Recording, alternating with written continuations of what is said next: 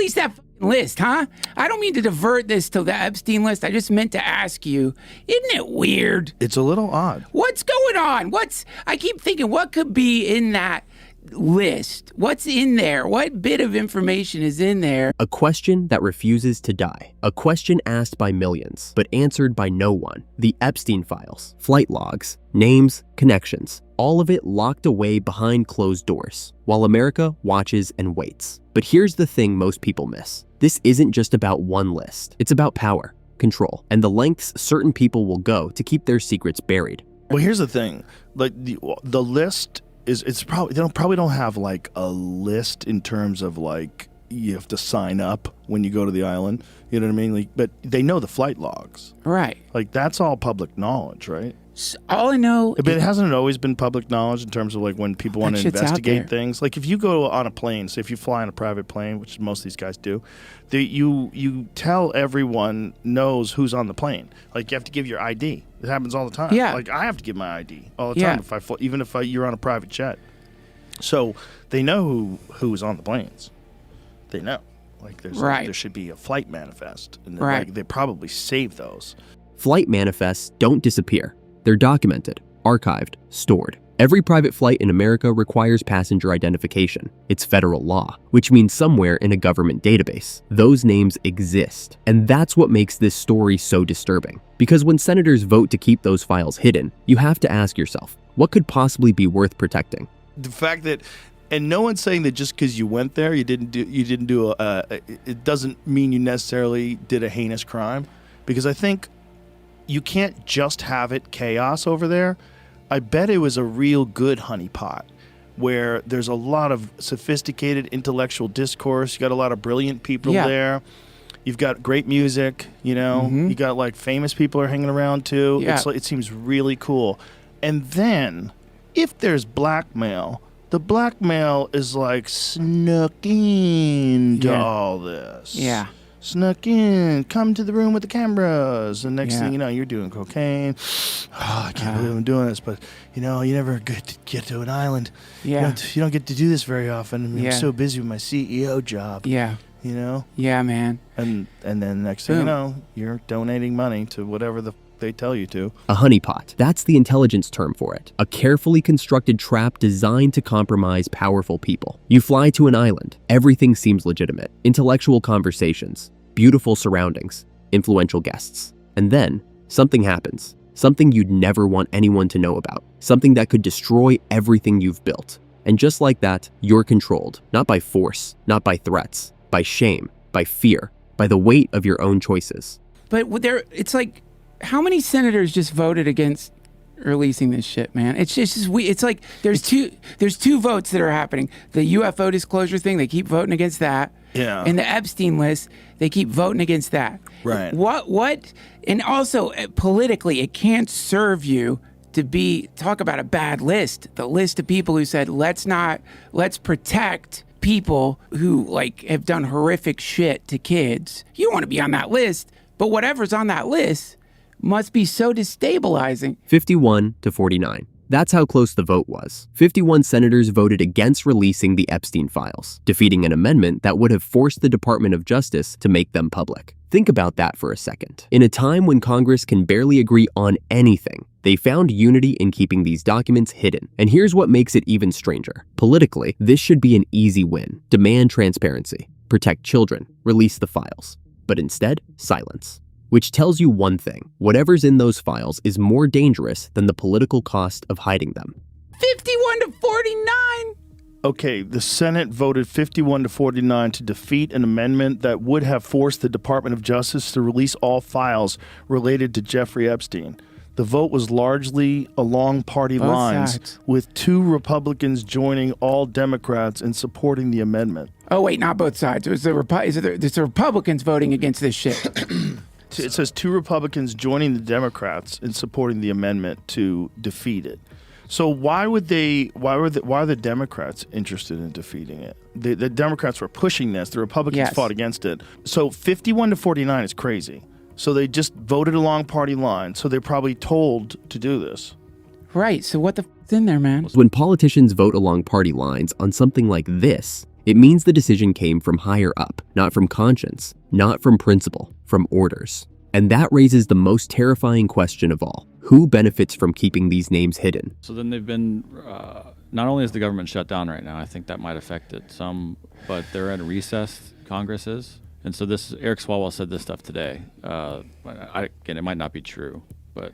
It's coming to an end, guys. I've spoken to a lot of House Republicans this week, and they confided that Trump's movement support is fading, as one told me. This Epstein bomb is about to drop, and no one wants to defend a pedo protector. It's just a matter of time, Swalwell said in a thread. One Republican just texted me that if there's a discharge vote on Epstein, they expect a jailbreak of over 100 members. Trump will go nuts, he added. So they said, this further goes on to say that if they get back, that this is the first thing on the docket, and that's sort of what's holding them back in recess right here. Wow. We are watching wild history in real time. Dude. This is a wild scene. Oh my God, dude. An Epstein bomb. That's what they're calling it. Not just a list, not just a scandal. A bomb. Something with the power to shatter reputations, end careers, and expose a network that reaches into the highest levels of power. And according to sources inside Congress, it's only a matter of time before it detonates. But here's what makes this moment different. People are paying attention now. They're asking questions, demanding answers, and the pressure is building. I get creeped out by that guy. It was the creepiest few Did weeks. you ever talk to Weinstein about him? Weinstein met him. About Daryl? No, Epstein. Weinstein. Oh, thank God. That's how you were about that. I think he's just such the best. I love Daryl too. Okay, cool. About Epstein, he met him. Dude, what the fuck? What did he say it was like? He said he had a girl on his lap while they talked. The girl was like 21 years old. I think he said she was Asian. I don't remember. But he said she was really beautiful. And she was sitting on his lap, and he was bouncing her up and down while they were talking. So they're talking about finance, and her boobs are juggling. So he goes, she wasn't underage or anything. She was a woman.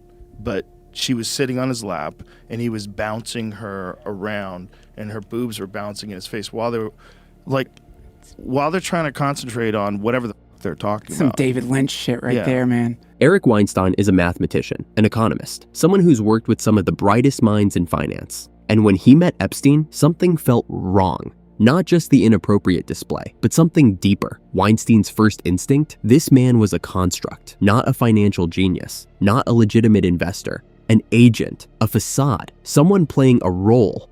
So you had a felt sense, an embodied sense of discomfort? Oh, hell yeah. And where did that come from? The fact that he had a lipstick camera pointed at me from an art object, that he laid a table that was preposterously long and thin with a tablecloth made of an American flag to make it look like a coffin so that I would spill my coffee on the flag of my own country. I mean, the fact that he looked like a mutant Ralph Lauren with this kind of lubricious quality, and he's talking all of the science and market stuff, and nothing adds up, and there's an heiress bouncing on his knee to get her boobs to jiggle to see whether it can distract. I mean, it's like one of these crazy scenes where nothing about it was normal. There was no trace of a normal world. This was scary. And it was meant to be scary. Sounds menacing. Well, I think his product was silence. People think that his product was sex or finance, but it was silence. I'm pretty sure. What does that mean? If you're scary enough, look, rich people can get sex, but they can't necessarily get people to shut up afterwards. And my take on it instantly was, this is not an actual human. This is a construct of someone's. Someone has created a fake human being called Jeffrey Epstein. I think he was constructed, like fitted with a story. Wow. That is so f***ed up. And Eric said, like, right away, his vibe was that this guy was a construct. Because Eric is all like, What do you mean daggers. construct? What do you mean construct? Like a agent. Oh, right. He's like, this guy does not come off as a financial expert Right. at all. Right. And Weinstein is an economist. Dude, it's just... Well, he's a mathematician, right? He worked for Peter Thiel. He's not a dumb dude at all. And if he thinks the guy was fake, like right away, that's his instinct. A construct. That one word changes everything. Because if Epstein wasn't a legitimate billionaire, if he was something else entirely, then the question becomes, who was he working for? Intelligence agencies have used honeypot operations for decades. The CIA, Mossad, MI6. It's a proven tactic. Compromise powerful people, then control them. And if Epstein was part of that world, then the files don't just contain names, they contain leverage. The kind of leverage that could topple governments. I think the problem is a lot of those guys wanted him to be real because what fun. What fun. You get to hang out with Jeffrey Epstein. Everybody thinks it was kids. There probably was a lot of that because Definitely. I don't know what the actual accusations have been, because the wildest thing about the Ghislaine trial is like she went to jail for trafficking to who knows who. The fact that you could just put her in jail and you, like, who'd you traffic to? Like, none of that gets out in the trial at all? That's crazy. And they do it right in front of your face. In 2021, Ghislaine Maxwell was convicted of exploiting minors. But here's what makes this case so bizarre. She was found guilty of trafficking young girls, yet the question everyone wanted answered never made it to public knowledge. Trafficking them to who? Maxwell spent years as Jeffrey Epstein's right-hand woman, moving through the world's most elite circles, with a contact book containing nearly 2,000 names, billionaires, celebrities, and world leaders. But when the trial concluded and Maxwell was sentenced to 20 years in prison, not a single client was named. No further charges were filed. The FBI claimed there was no client list. And just like that, one of the biggest questions in modern history was left unanswered. She trafficked minors to someone, but apparently we're never going to find out who. We hear it was underage girls. We know that there was some of them were underage for sure. And then we also know that some of them were not underage. Like one of them wound up dying recently. One of them that's been a whistleblower died. Yeah. Like that's, you imagine you're a young girl and you're broke, and then you meet that guy and he invites you to go on a fucking island somewhere or party somewhere, and you're hanging out with all these creeps, and then years later, when all it starts coming out what happened, you go public and you don't have any money. You don't have any money. And you got these billionaire sharks who want to take you out because you sucked their 30 years ago or whatever it was. Yeah, that's got to be terrifying. Lawmaker claimed the files included one Hollywood producer worth a few $100 million, one royal prince, one high-profile individual in the music industry, one very prominent banker, one high-profile government official, one high-profile former politician, one owner of a car company in Italy, one rock star, one magician, at least 6 billionaires, including a billionaire from Canada. We know these people exist in the FBI files, the files that you control. Whoa. These aren't rumors. These aren't conspiracy theories. A lawmaker confirmed these names exist in FBI files, which means the government knows who they are and chose to protect them anyway. Yeah, man. See, this right here, this is scary shit. Because this is how communism gets started. This is when they attack, they realize like this is like indefensible, and it gets to the point where people are like, maybe Mom Donnie's right. When institutions fail to protect children, when they actively shield predators, something breaks in society. Trust disintegrates. People start questioning everything. And in that vacuum, dangerous ideologies take root. But here's the thing most people forget. There's something universal that connects us all. Something that transcends politics, religion, nationality. One thing that's beautiful about humans is that all of us agree, don't f kids. Don't. That's a beautiful thing. If you want to find the thing that connects all of us, it's we really want to keep our kids safe. We love our children. Protecting children. It's the one thing every human being can agree on. The one moral line that should never be crossed. And when powerful people cross that line, and other powerful people protect them, it reveals something most people don't want to believe. That the very institutions claiming to serve us might be protecting the wrong people. If, as it turns out, and dude, you guys, if you want to have a dark few days, listen to Martyr Maid's episode on the Epstein files. It's not what he just points to other times the state has protected organized sex trafficking rings. Like, this isn't the first time this shit has happened.